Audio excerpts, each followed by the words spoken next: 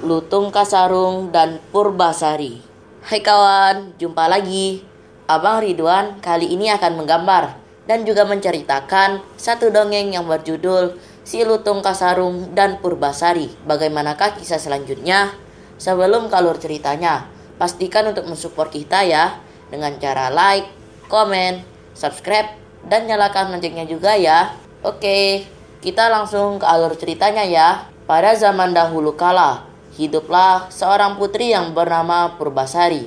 Ia merupakan anak bungsu dari 6 orang kakak perempuan, yaitu Purbararang, Purbadewata, Purbabaenda, Purbakancana, Purbamanik, dan Purbalewi. Mereka merupakan anak dari Prabu Tapa Agung yang merupakan raja dari kerajaan Pasir Batang. Si bungsu Purbasari memiliki sifat yang sangat baik, lembut, manis budi, dan suka menolong. Siapapun yang membutuhkan pertolongannya, Purbasari senang hati membantunya.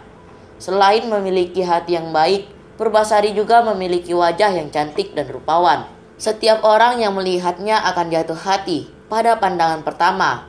Namun sayangnya, sang kakak Purbararang memiliki sifat yang sebaliknya.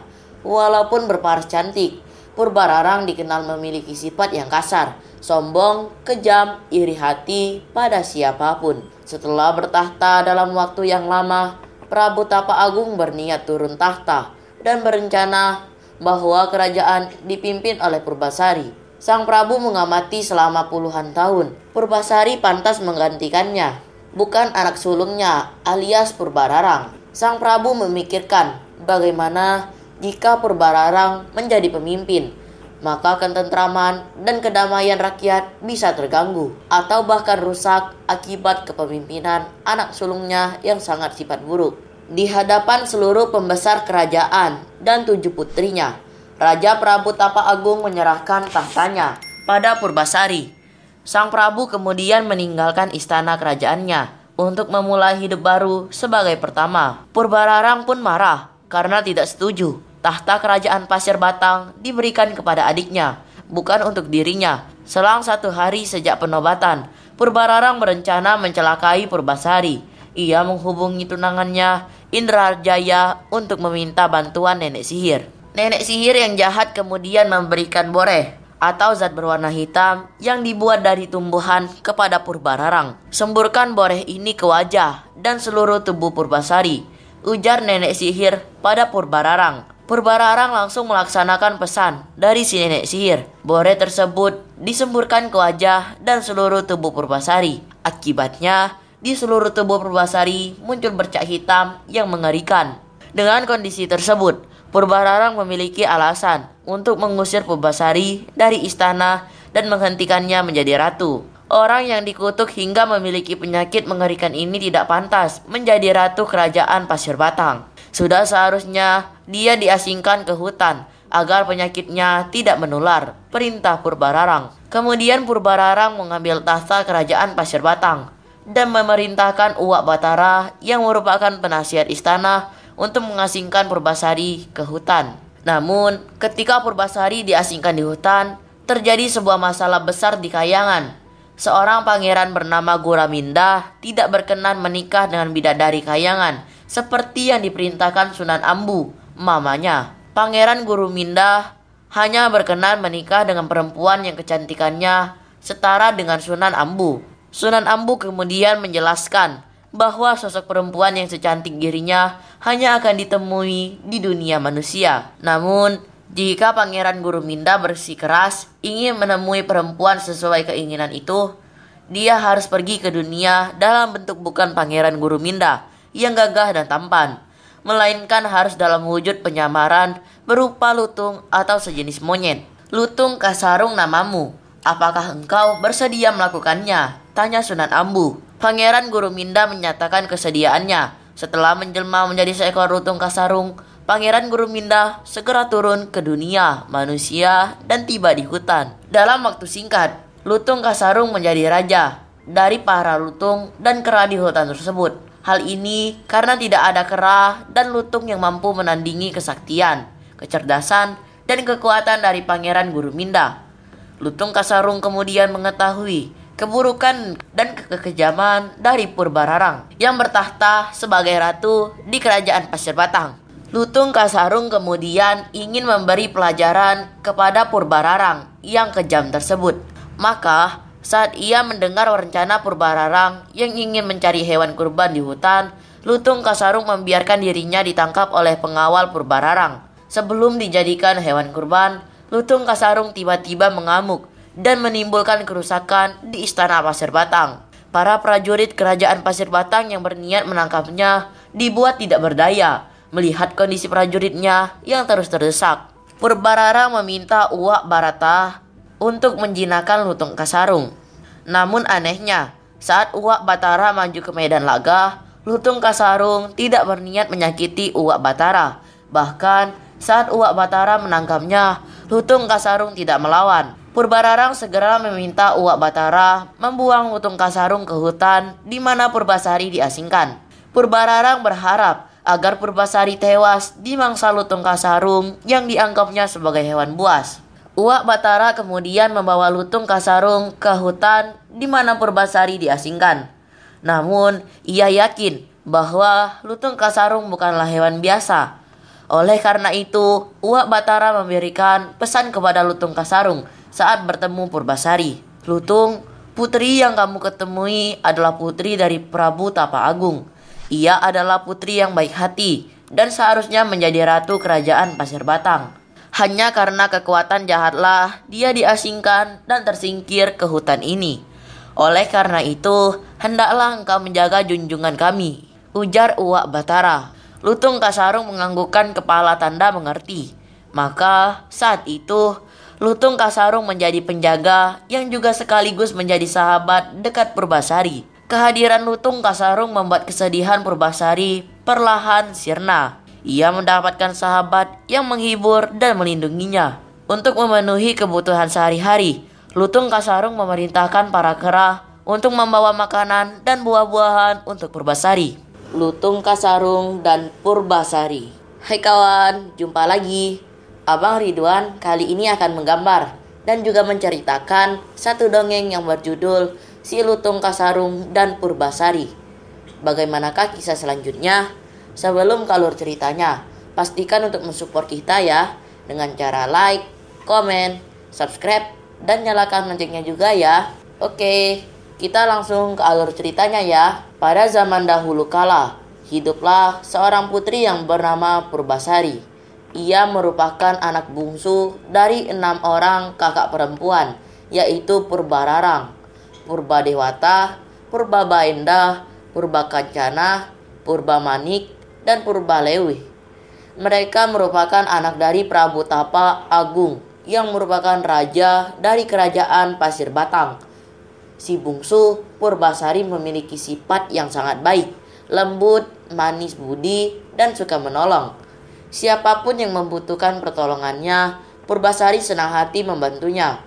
Selain memiliki hati yang baik, Purbasari juga memiliki wajah yang cantik dan rupawan. Setiap orang yang melihatnya akan jatuh hati pada pandangan pertama. Namun sayangnya, sang kakak Purbararang memiliki sifat yang sebaliknya.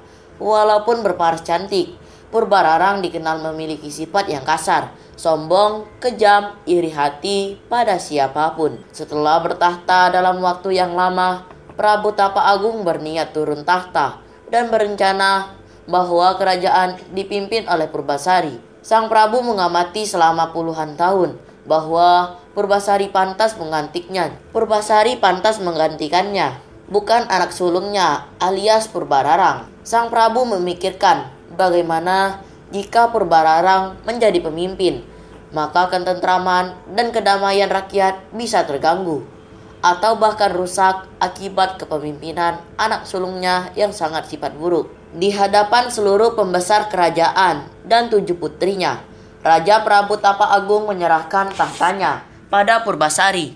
Sang Prabu kemudian meninggalkan istana kerajaannya untuk memulai hidup baru sebagai pertama. Purbararang pun marah karena tidak setuju tahta kerajaan Pasir Batang diberikan kepada adiknya, bukan untuk dirinya. Selang 1 hari sejak penobatan, Purbararang berencana mencelakai Purbasari. Ia menghubungi tunangannya Indrajaya untuk meminta bantuan nenek sihir.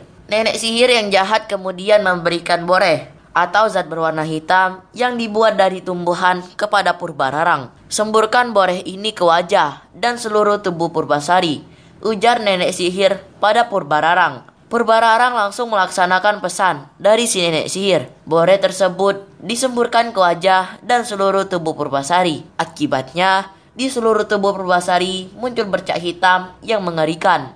Dengan kondisi tersebut, Purbararang memiliki alasan untuk mengusir Purbasari dari istana dan menghentikannya menjadi ratu. Orang yang dikutuk hingga memiliki penyakit mengerikan ini tidak pantas menjadi ratu kerajaan Pasir Batang. Sudah seharusnya dia diasingkan ke hutan agar penyakitnya tidak menular, perintah Purbararang. Kemudian Purbararang mengambil tahta kerajaan Pasir Batang dan memerintahkan Uwak Batara yang merupakan penasihat istana untuk mengasingkan Purbasari ke hutan. Namun, ketika Purbasari diasingkan di hutan, terjadi sebuah masalah besar di Kayangan. Seorang pangeran bernama Guraminda tidak berkenan menikah dengan bidadari Kayangan seperti yang diperintahkan Sunan Ambu, mamanya. Pangeran Guraminda hanya berkenan menikah dengan perempuan yang kecantikannya setara dengan Sunan Ambu. Sunan Ambu kemudian menjelaskan bahwa sosok perempuan yang secantik dirinya hanya akan ditemui di dunia manusia. Namun, jika Pangeran Guraminda bersikeras ingin menemui perempuan sesuai keinginan itu, dia harus pergi ke dunia dalam bentuk bukan Pangeran Guraminda yang gagah dan tampan, melainkan harus dalam wujud penyamaran berupa lutung atau sejenis monyet. Lutung Kasarung namamu. Apakah engkau bersedia melakukannya? Tanya Sunan Ambu. Pangeran Guraminda menyatakan kesediaannya. Setelah menjelma menjadi seekor lutung Kasarung, Pangeran Guraminda segera turun ke dunia manusia dan tiba di hutan. Dalam waktu singkat, lutung Kasarung menjadi raja dari para lutung dan kera di hutan tersebut. Hal ini karena tidak ada kera dan lutung yang mampu menandingi kesaktian, kecerdasan, dan kekuatan dari Pangeran Guraminda. Lutung Kasarung kemudian mengetahui keburukan kekejaman dari Purbararang dan kekejaman dari Purbararang yang bertahta sebagai ratu di kerajaan Pasir Batang. Lutung Kasarung kemudian ingin memberi pelajaran kepada Purbararang yang kejam tersebut. Maka saat ia mendengar rencana Purbararang yang ingin mencari hewan kurban di hutan, Lutung Kasarung membiarkan dirinya ditangkap oleh pengawal Purbararang. Sebelum dijadikan hewan kurban, Lutung Kasarung tiba-tiba mengamuk dan menimbulkan kerusakan di istana Pasir Batang. Para prajurit kerajaan Pasir Batang yang berniat menangkapnya dibuat tidak berdaya melihat kondisi prajuritnya yang terus terdesak. Purbararang meminta Uwak Barata untuk menjinakkan Lutung Kasarung. Namun anehnya, saat Uwak Batara maju ke medan laga, Lutung Kasarung tidak berniat menyakiti Uwak Batara. Bahkan saat Uwak Batara menangkapnya, Lutung Kasarung tidak melawan. Purbararang segera meminta Uwak Batara membuang Lutung Kasarung ke hutan di mana Purbasari diasingkan. Purbararang berharap agar Purbasari tewas dimangsa Lutung Kasarung yang dianggapnya sebagai hewan buas. Uwak Batara kemudian membawa Lutung Kasarung ke hutan di mana Purbasari diasingkan. Namun, ia yakin bahwa Lutung Kasarung bukanlah hewan biasa. Oleh karena itu, Uwak Batara memberikan pesan kepada Lutung Kasarung saat bertemu Purbasari. Lutung, putri yang kamu ketemui adalah putri dari Prabu Tapa Agung. Ia adalah putri yang baik hati dan seharusnya menjadi ratu kerajaan Pasir Batang. Hanya karena kekuatan jahatlah dia diasingkan dan tersingkir ke hutan ini. Oleh karena itu, hendaklah engkau menjaga junjungan kami, ujar Uwak Batara. Lutung Kasarung menganggukkan kepala tanda mengerti. Maka saat itu, Lutung Kasarung menjadi penjaga yang juga sekaligus menjadi sahabat dekat Purbasari. Kehadiran Lutung Kasarung membuat kesedihan Purbasari perlahan sirna. Ia mendapatkan sahabat yang menghibur dan melindunginya. Untuk memenuhi kebutuhan sehari-hari, Lutung Kasarung memerintahkan para kera untuk membawa makanan dan buah-buahan untuk Purbasari. Kelembutan hati, kebaikan, dan sifat baik Purbasari membuat Lutung Kasarung mulai menyayangi Purbasari. Sedangkan Sikap tanggung jawab, kepemimpinan, dan kecerdasan dari Lutung Kasarung membuat Purbasari juga menyayanginya. Semakin lama, keduanya tidak mau dipisahkan lagi. Tanpa diketahui Purbasari, Lutung Kasarung memohon kepada sang mama, Sunan Ambu, untuk dibuatkan taman yang indah dengan tempat pemandian untuk Purbasari. Sunan Ambu lantas meminta para dewa dan para bidadari turun ke bumi untuk mewujudkan keinginan dari putranya. Para dewa dan bidadari membuatkan taman dan tempat mandi yang sangat indah untuk Purbasari. Pancurannya terbuat dari emas murni. Dinding dan lantainya terbuat dari batu pualam. Air telaga yang mengalir berasal dari telaga kecil yang murni bersih dan dengan doa-doa dari para dewa. Para dewa dan bidadari menyebut taman yang indah itu Jamban Salaka. Selain dibuatkan telaga dan taman yang indah, para bidadari juga menyiapkan beberapa pakaian indah untuk Purbasari. Pakaian itu sangat indah dan lembut, terbuat dari awan yang lembut dengan hiasan batu-batu permata dari dalam lautan. Tak ada pakaian di dunia ini yang mampu menandingi keindahan pakaian Purbasari. Pada saat Purbasari melihat telaga dengan pancuran yang indah, ia segera mandi untuk membersihkan diri. Pada saat itulah boreh kutukan yang menempel di wajah dan tubuhnya perlahan sirna. Kecantikannya yang dulu telah kembali. Lutung Kasarung yang melihatnya menjadi terperangah. Tidak menyangka orang yang selama ini di dekatnya adalah perempuan yang sangat cantik, hingga dapat mengalahkan kecantikan dari Sunan Ambu. Lutung Kasarung dan Purbasari sangat bahagia dengan keadaannya, walaupun Purbasari telah kembali ke wujudnya yang cantik rupawan. Kasih sayang Purbasari terhadap Lutung Kasarung tidak berkurang, namun semakin bertambah. Kabar mengenai kembalinya kecantikan Purbasari didengar oleh Purbararang. Purbararang tidak percaya dengan berita ini. Dia masih percaya diri karena tahu bahwa boreh yang disemburkan kepada Purbasari mengandung kutukan yang sangat jahat dan kuat. Purbararang lantas mengajak Indrajaya untuk melihat kebenaran berita tersebut. Dan betapa terkejutnya ia melihat Purbasari telah kembali ke sosoknya yang cantik rupawan. Purbasari terlihat semakin mempesona dengan balutan pakaian dari para bidadari. Purbararang pun khawatir karena telah kembalinya Purbasari akan mengancam tahta yang saat ini dikuasainya. Sehingga ia mencari cara untuk kembali menyingkirkan adiknya tersebut. Bahkan kali ini ia berniat menyingkirkan Purbasari untuk selama-lamanya. Purbararang lantas menantang Purbasari untuk beradu panjang rambut. Jika rambutku lebih panjang dibandingkan rambut Purbasari, maka leher Purbasari harus dipenggal oleh algojo kerajaan, tantang Purbararang. Sayangnya, Purbararang kembali menelan kekecewaan yang besar setelah terbukti rambutnya yang sebetis kalah panjang dengan rambut Purbasari yang sepanjang tumit. Purbararang sangat malu mendapati kekalahannya. Untuk menutupi kekalahannya, Purbararang memberikan tantangan baru untuk Purbasari.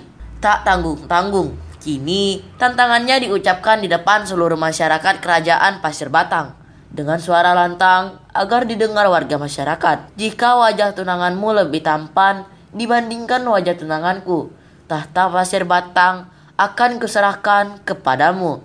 Namun, jika sebaliknya, maka engkau hendaklah merelakan lehermu dipenggal algojo kerajaan. Sebut Purbararang. Purbasari paham ia tak akan mampu menang pada tantangan kali ini. Namun, rasa sayangnya pada Lutung Kasarung membuatnya tegar. Kemudian, Purbasari menggenggam tangan Lutung Kasarung. Aku mencintaimu dan ingin engkau menjadi suamiku, ucapnya kepada Lutung Kasarung. Air mata kemudian berlinang mengalir di kedua pipinya. Lutung Kasarung kemudian balas menggenggam tangan Purbasari, kemudian mengusap air mata Purbasari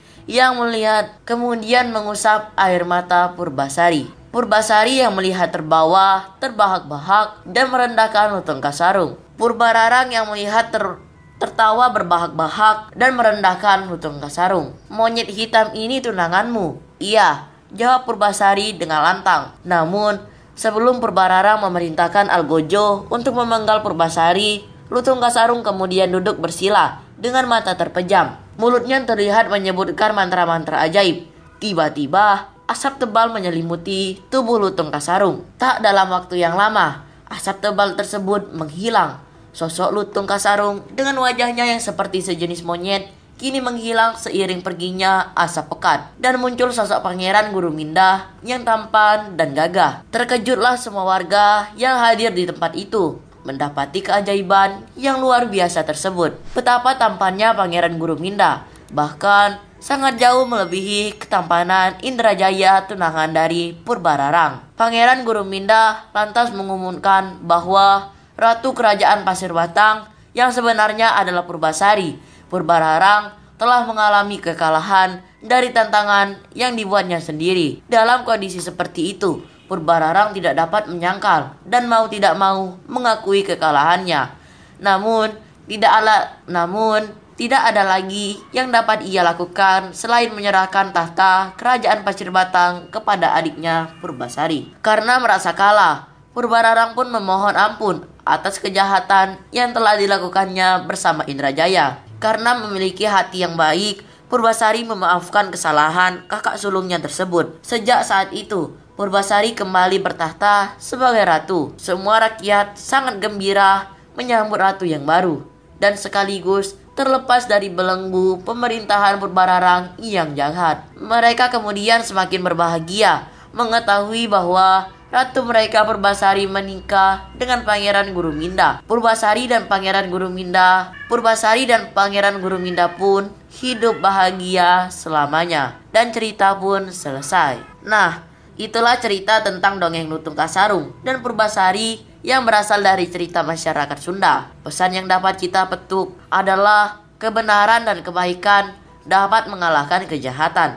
Dan orang yang melakukan kebenaran pada akhirnya akan keluar sebagai pemenang. Oke, makasih banyak ya kawan-kawan sudah menyimak cerita kita kali ini. Sampai jumpa di kisah dan cerita yang lainnya dalam video menggambar dan bercerita. Terima kasih ya, bye-bye.